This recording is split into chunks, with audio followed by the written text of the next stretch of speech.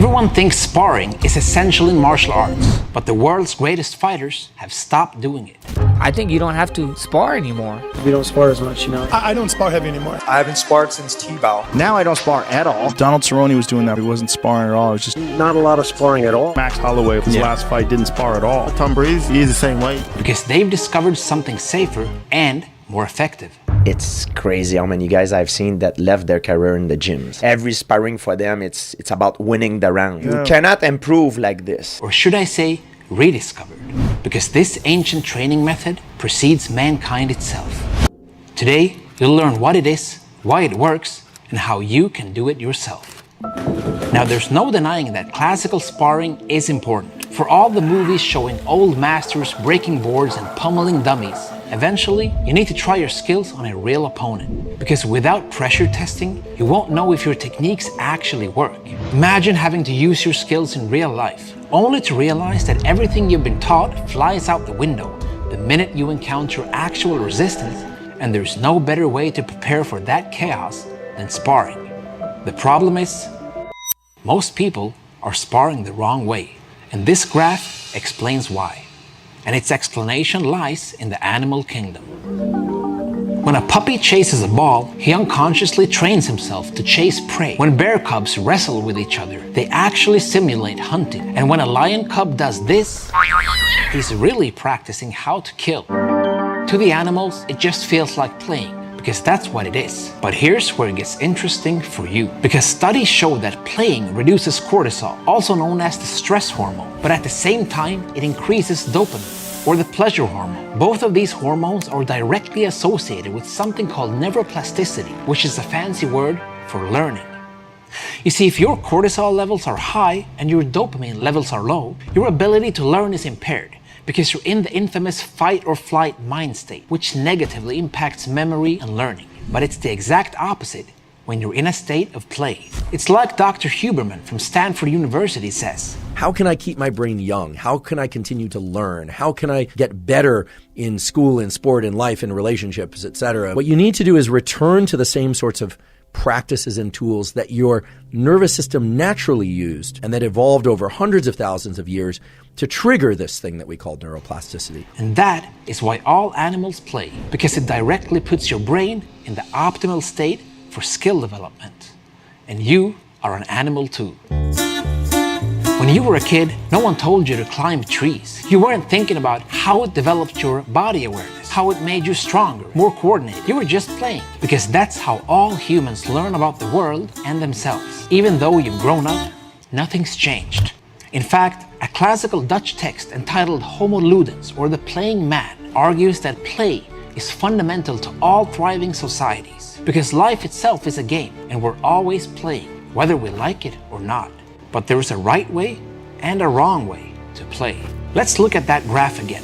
On the x-axis, we're measuring your systemic arousal, your fight or flight.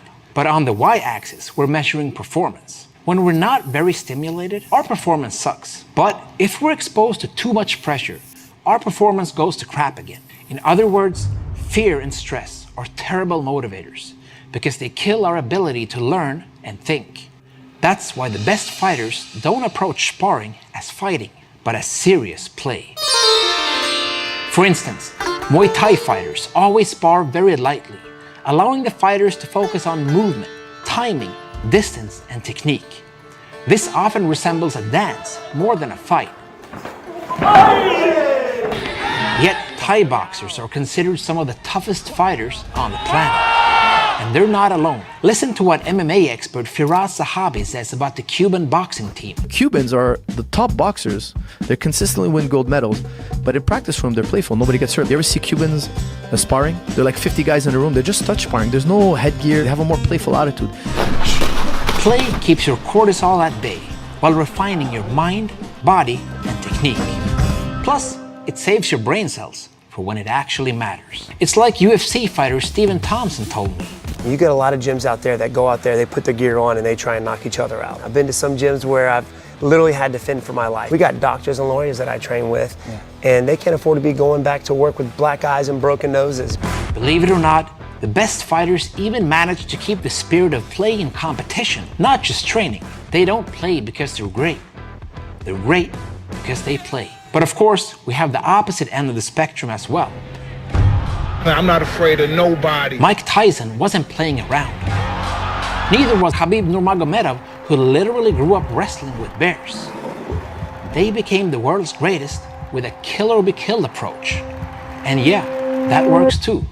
But at what cost? Look at this stuff. This is history here. This is garbage. I can say I bled for garbage.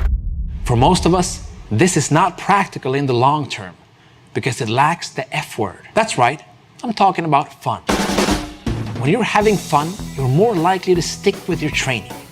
And that's how you accumulate the famous 10,000 hours needed to achieve mastery. Yet, think about how most of our training experience is set up. Lots of emphasis on the right way of doing things. And when we do things the wrong way, a whole lot of correction. Because the focus is on winning and avoiding the fatal mistakes that could cost us victory. Now, if you're thinking, duh, yeah, Jesse, that's the whole idea, then I want you to meet James Cars. Back in 1987, he wrote a book called Finite and Infinite Games. Carr said that the idea in finite games is to get to the end and declare the winner. But in an infinite game, the idea is to keep the game going indefinitely. So instead of being laser focused on winning, people who pursue an infinite game see everything as an ongoing process, with lots of discoveries and learning along the way. In other words, winning is playing, and playing is winning. So, if you think of sparring as an infinite game, you give yourself room to experiment, to try new things, and be a creative problem solver. It's like Albert Einstein said, play is the highest form of research. But playing doesn't mean you're avoiding hard work. This is serious play, because you don't want to waste your time down here. You want to remain competitive to grow and develop. That's why even in military training, there will be lots of play. They use simulators, mock battles, and mission exercises all the time, all of which are serious games, because they're trying to put them in a situation where they can maximize learning without the consequences of the actual battle. That's why the alpha male lion almost never hunts himself, because he knows the risks, and the same goes for alpha fighters. I think you don't have to spar anymore. In several interviews, UFC fighter Max Holloway admits to giving up traditional sparring altogether. We know how to punch someone, you know how to slip a punch, why are you gonna take unnecessary damage? But this approach doesn't stop Max from fighting and even winning. The crazy thing is, people are calling him a coward. This is just proof that people have learned to fight the wrong way. Think about this. How many of your gym buddies stop training after getting injured or having bad sparring session? Most likely, they were focused on surviving rather than fighting. Playing, on the other hand, eliminates unnecessary injuries and leaves us only with learning, because it allows you to safely fail, to try new things and put what you know into practice. The problem is when ego comes into play. You see, some fighters want to prove that they're better than others. This leads them to hit harder, which triggers the other fighter to hit back twice as hard. A fun spar now ends up as a brawl, and nobody is learning anything. So what's the right way to do it? Well, rule number 1 is to see losing as winning, because your opponent might be better than you, or you might have a bad day, but that doesn't have to mean that you suck. Rather, it's a lesson. Ask yourself, what did this round teach me that I needed to learn? Because learning is also winning. Secondly, you should be comfortable letting your guard down at any point. And the same goes for your opponent. You should be able to get hit without the risk of injury. Otherwise, you're sparring too hard and you won't be able to take risks. No risk, no reward. Third, you should be able to do great rounds even with people who have less experience, or weaker, or smaller than you, rather than taking advantage of your size and abilities. Try to adapt and work on specific skills depending on who you face. This could include switching stances, changing levels, or working on weak spots. Nobody is dominating, and both are developing. Fourth, don't save sparring for last. Rather, try to do it at the beginning of your training session, because that's when your mind and body is sharp. And fifth, don't stick to your favorite old combinations, even if they're scoring. Instead, try to implement new techniques. Yes, you're likely to fail. That's fine, because the goal of playing is not to win, but to keep learning. And the day you stop learning is the day you stop living. This is what the world's greatest fighters believe. What about you?